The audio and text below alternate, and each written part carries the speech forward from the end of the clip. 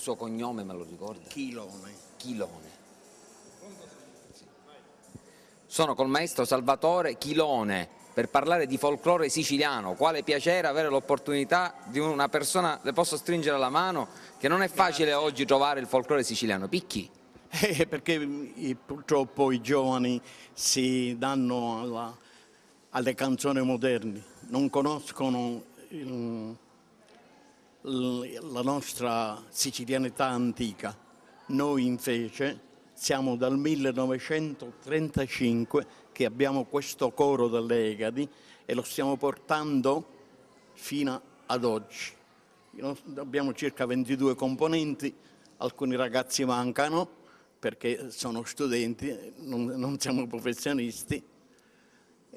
E questa noi cantiamo la sicilianità prendendola dalla raccolta Favara. E tutti i nostri canti sono tutti canti antichi di lavoro e di amore. Voi avete partecipato al cortometraggio Un curto saggio. Esattissimo. Bene, siamo riusciti ad avere il piacere di stare con questo cortometraggio facendo la sicilianità sia come canti, sia come balli e sia come prosa. Secondo lei per quale motivo è importante tenere le tradizioni e quindi raccontare a chi è più giovane quelle che sono le tradizioni antiche? E non far perdere la sicilianità e la Sicilia e tutto quanto riguarda l'antichità dei nostri padri.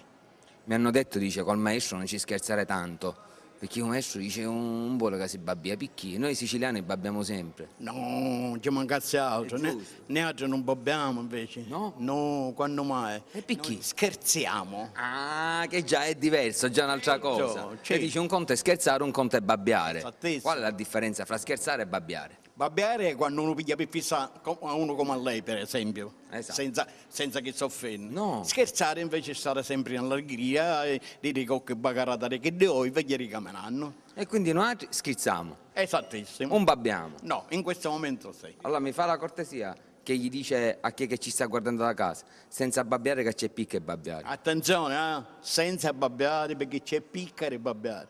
Qui si scherza, si ride e si sta in allegria con tutta la nostra sicilianità.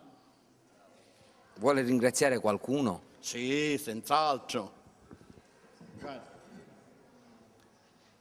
Voglio ringraziare per questo piccolo ricordo la sicilianità. Siciliana Eventi. Siciliana Eventi, Turismo e Cultura.